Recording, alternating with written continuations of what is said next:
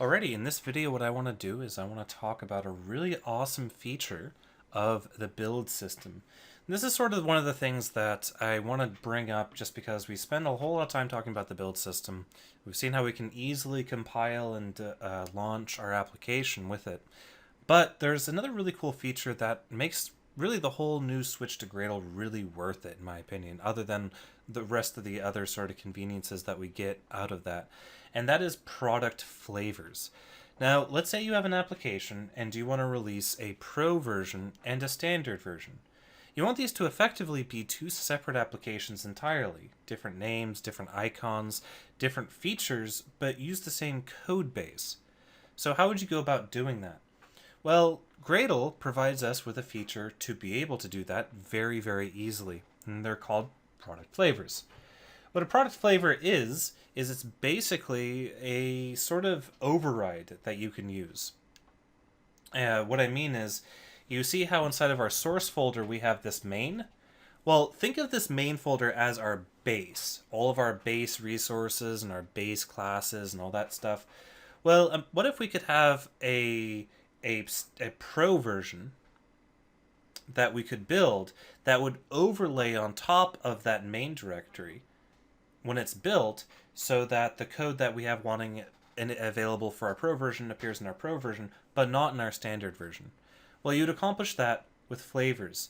So I want to write up a really quick demonstration on how to use flavors and how to get that all to work and how to have multiple copies of the same, basically the same application, but in reality, two different applications on your Android device from the same project. So to set the stage for this, the first thing I'm going to do is I'm going to introduce a string resource just for demonstration purposes. So I'm going to go into main, res, values. I'm going to plop strings over here, and I'm going to create a new string resource. I'm going to say string name equals, I don't know, main text. And then this is the main text. All right, so where are we going to use main text? Well, I'm just going to use it in our view file. So I'm going to plop back down to res, open up layout, and then open up main.xml, and come over here. And then on the first text view, I'm going to replace it with @string/main text, which corresponds directly to the name that I specified in the resources folder. So now the string of this text view will be determined by the main text value. All right, so far so good. Let's go ahead and come over here, and I'm going to run Gradle w install debug. Just make sure that gets all compiled and all that fun stuff. Then come over here to getting motion and launch main activity, and now you see this is the main text right here in the resource. The reason I'm doing this is to demonstrate how the XML resource merging works, which shouldn't make any sense at this point, but will very shortly. Now that we have that out of the way, let's go all the way back into the root of the project. And what I'm going to do here is I'm going to take build.gradle and I'm going to open it up in a text editor. I'm going to switch over my syntax over into Groovy. And I'm going to manipulate this. What I need to do is I need to tell Android that I want to have two flavors. I want to have a standard edition and a pro edition. So how are we going to use this in the app? Well, remember how I said we have an in-memory version where everything's just for testing, all the data is supplied statically and doesn't require a network connection, and we also have a live version where the data is provided by the actual service URL or the actual web service? Well, that's what this is how we're going to implement it. We're going to implement it through flavors. So how do we introduce flavors? Well, before we do that, what I want to do is show one more time Gradle w tasks. You guys don't have to type this command out if you don't want to. But again, if you just take a look over here on what we're getting, we get a list of all the tasks that we can run. Now let's come over here, back here in my build.gradle, and underneath build types, I'm going to enter a line. So I'm still inside the Android element, but I'm underneath the build types. It's actually irrelevant where it shows up here, but just for clarity, I'm putting this at the bottommost line I can, just making sure I'm still inside this curly. And I'm going to say product flavors. and then I'm going to open up some curlies, and then I'm going to say pro, and then I'm going to say standard. And that's really actually all we need to introduce this. So what's interesting is if I do Gradle W tasks, we can actually check to see. So remember, this is what the tasks were before, up here. This is what our tasks look like. Specifically, look at the install tasks. We have, well, no, that's the wrong one. Right here, our install tasks, when I ran it before, we have install debug, install release, install all. Well, down here, now look what we have. We have install pro debug, install standard debug, installed pro release, and so on. So you can see that the Gradle build system already now recognizes our two product flavors, and it responded by introducing entirely new tasks into the build system. That's actually a really cool feature of Gradle in particular. This is a slight tangent, but compared to other build systems that can't do this, Gradle is really cool about being able to create dynamically new tasks that can be ran based on the Gradle script itself. However, there's a slight problem with the way I've organized these flavors. Problem is that they will both share the same application ID. They'll both share the same package name. Now that's a problem because remember, with Android, your applications are uniquely identified by your package ID. If you have two flavors with the same package ID, they'll overwrite one another. That might actually be very well what you want to have happen. You might want to be able to have a person, download and replace it with the Pro version if they only have the standard.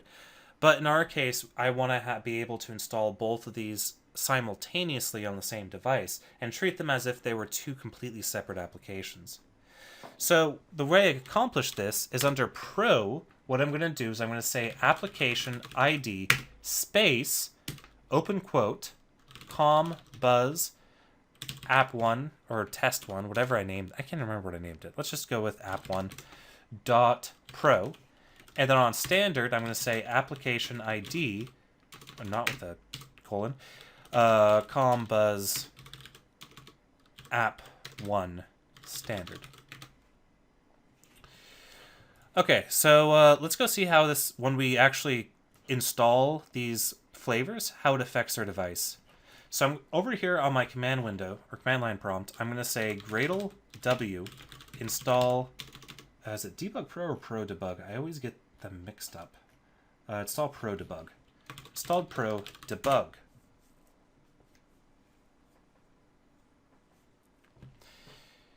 Now if we look at this, watch this really closely. We have main activity, and then suddenly now we have two. Now let's go ahead and say Gradle W install. I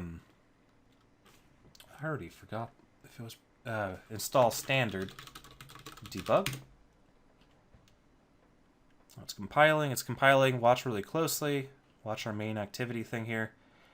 And now we have 3.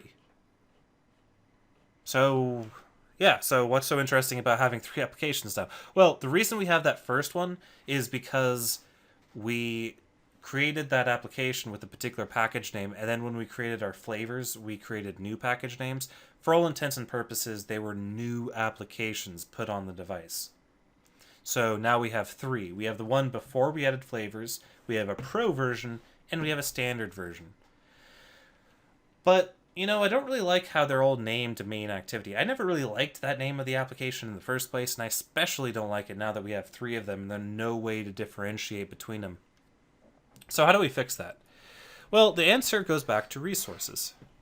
If we come here into our folder and we go to source main Android manifest, we see that the name of the application label, is set to string resource app name.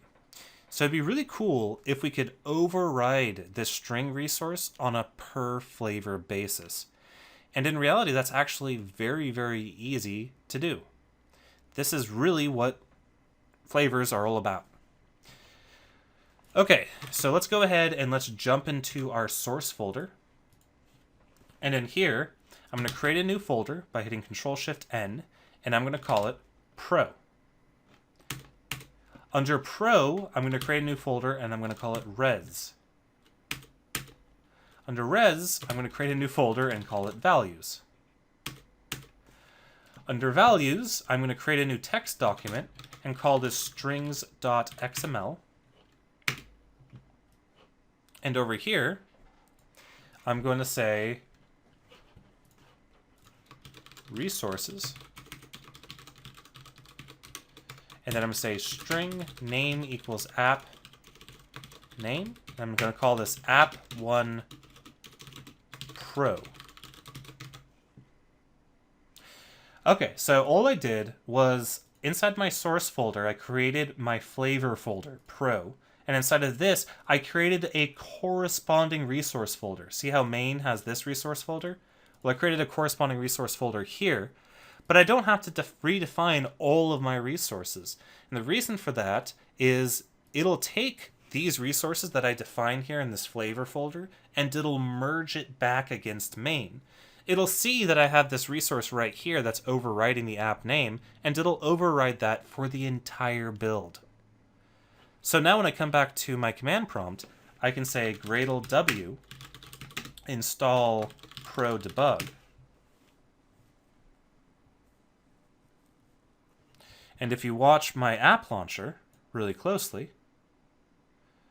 you'll notice that once it installs, it picked up on that new resource. Because now I have app1 pro up here, but now I only have 2 main activities, meaning I successfully renamed one of my main activities. Let's go ahead and do the same thing for standard. I'm going to come back into Windows Explorer. I'm going to, remember, the source folder is immediately underneath the project. And I'm going to create a new folder called standard. Then I'm going to create a new folder called res for resources. Then I'm going to create a new folder called values. Then I'm going to create a text file, and I'm going to call it strings.xml. Then I'm going to bring this over here. I'm going to say resources, string name, app name, and I'm going to call this app1 standard, close string, close resources. Come back into our command prompt and type in Gradle W install standard debug.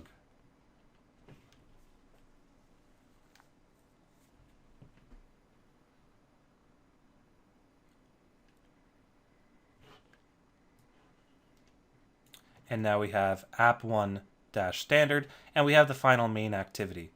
The final main activity I'm going to go ahead and uninstall by hold clicking on it and dragging up to uninstall and confirming. So now we have app1 pro and app1 standard. Okay, the last thing I want to show you guys is how to add a Java code to our flavors. See, right now we're just overriding some resources, which is pretty cool, but isn't as cool as it could be, because I imagine strings are going to be more than what's changed between your pro version and your standard version of your app. You'll also want completely different functionality. And more importantly, you might not want some specific functionality compiled into your standard edition. You might only want it compiled into your pro, regardless of if it's accessible through the UI or not. So let's go ahead and do that. I'm going to do this in, there's basically 3 steps to do this. So the first step is I need to do something inside of my main that takes advantage of a class that could be overridden by either pro or standard. So inside of main, I'm going to open up main, Java, com, buzz, test1, and then I'm going to open up main activity. And I'm going to try to keep this as simple as possible here. So what I'm going to do is on launch other activity, I'm going to say, I'm just going to go ahead and say app type dot launch other activity this. Then I'm going to take this intent and start activity and I'm going to cut it. So I'm saying app type dot launch other activity dot this. What is app type? Well, that's a class that hasn't been created yet. Not only that, that's a class that's not even going to exist in main. It's a class that's only going to exist in one of the two flavors, either pro or standard, and I'm going to create that class and they'll both have this method on it, launch other activity, that'll accept an activity class. So then I'll have different behavior depending on the app type. So now let's back off all the way back into our source folder. Let's do pro first. Inside of pro, I'm going to write a Java folder.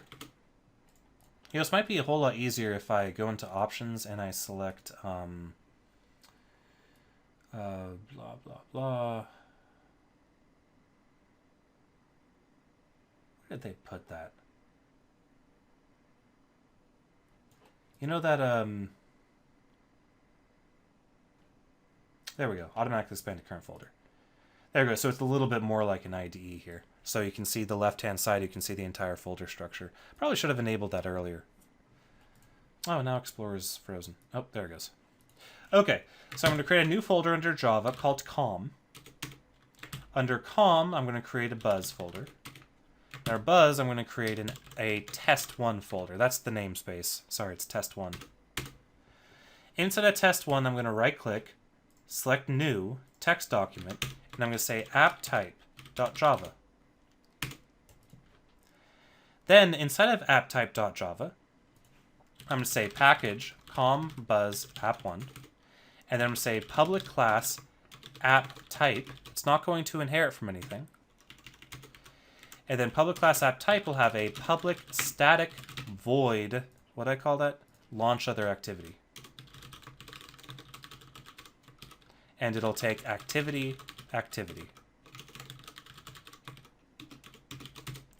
And then what I'm going to do here is I'm going to basically say intent equals new intent activity other activity dot class, and then I'm going to say activity dot start activity intent.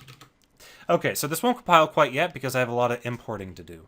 So I'm going to say import android dot content dot intent import android dot, and I can't always forget app dot activity, and then that should be it, because app type is going to live in the same package as other activities, so it doesn't need to import it.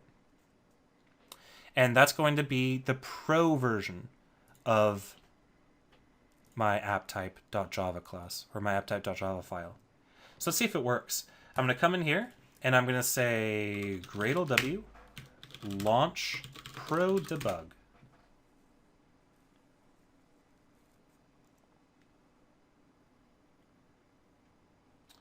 Launch pro debug not found in root project app1.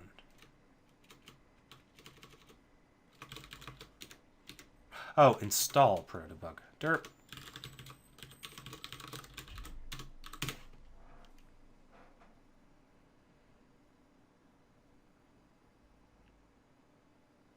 And we get a error because I cannot find symbol app type. Type location, blah, blah, blah. Cannot find symbol.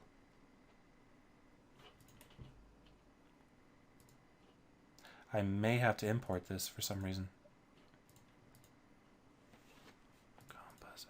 Oh, because the package is test1, not app1. Ah!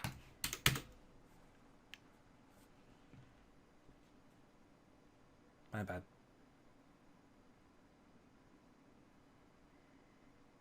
And do we get a successful build? We do get a successful build. Okay, let's come back over to GetInMotion, and I'm going to launch App1 Pro, and I'm going to hit Press Me, and the same thing that happened before happened because of this intent here. I started the activity just like what we did before. So nothing has changed yet, but let's see what has changed.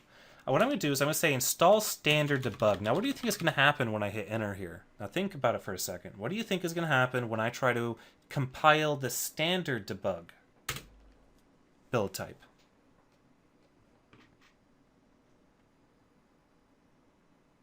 I get an error. I get an error because it can't find the app type class. Why? because the app type class is local to the Pro flavor. Okay, so to speed this up, what I'm going to do here is on the Pro folder, I'm going to hit Control-C on Java, and I'm going to jump over into Standard, and I'm going to Control-V here. Then I'm going to open up Java, com, buzz, test1, and I'm going to drag over the standard version of this. And what I'm going to do here is, I don't know, let's go ahead and do something silly like launch the camera application. So I'm going to remove these arguments out of the intent constructor. And what I'm going to do instead is I'm going to pass in a string called android.media, or sorry, underscore media, dot action dot image underscore capture. Now over here, I'm going to go ahead and install standard debug. And you'll see now it'll compile. And since it compiled, let's go ahead and launch it. And when I open up app1 standard and I hit the button, it launches the camera intent. And we see the Genymotion default camera there. If I hit back and go to my Pro version and hit the button, we see it just brings up the other intent that we had before specified by our other app type. Anyway, so just to recap, basically all we did was we went ahead and we created what are called flavors. All we did to do that was we created this product flavors configuration down here and specified Pro and Standard. After doing that, we saw how we can override our different resource values as well as add code into our project depending on the flavor. You'll also notice a really cool thing about flavors, which I know you guys have already seen, but I just like to really re-mention it this time. Flavors are different than build configurations, because you notice we have like install pro debug, but we also have install pro release. So that's really cool because we could do a pro in debug or a standard in debug, and then a release in debug in pro and a release in standard, which allows us in our application to do a release build using our dummy data or a debug build using our live data, which is really cool because typically this solution, the solution that most programmers come to, is they'll have the live version run when you're in release mode and the fake version run when you're in debug mode. But what if you wanted to debug the live mode? You can with this, because build configurations are different from flavors, and they get combined. The last thing I want to point out, and something we'll see near the end of this series, is multi-dimensional product flavors. So let's say I have a pro and a standard, but then let's say I have a light and a fully featured, or a paid and a not paid, or something like that. The point is, what if I wanted to mix them up and have a pro live debug, or a pro standard debug, or a pro release, something like that, where you can mix and match different flavors and have them stack one on top of each other? Well, you can do that too. But we'll see an example of that in a later video. I just wanted this to be a quick overview, something that's going to be coming up very shortly. Because it'll be coming up so quickly in the series, I wanted to show you guys it using just Sublime, Gradle, and our command line, just to really drive home the fact that there's no magic here. My favorite thing to do is to show people that there's really no magic and everything under the hood isn't that terrifying. So I hope everybody enjoyed this brief little couple of video long mini series on the internals of the Android build system and its project structure, and we'll see you guys in the next video.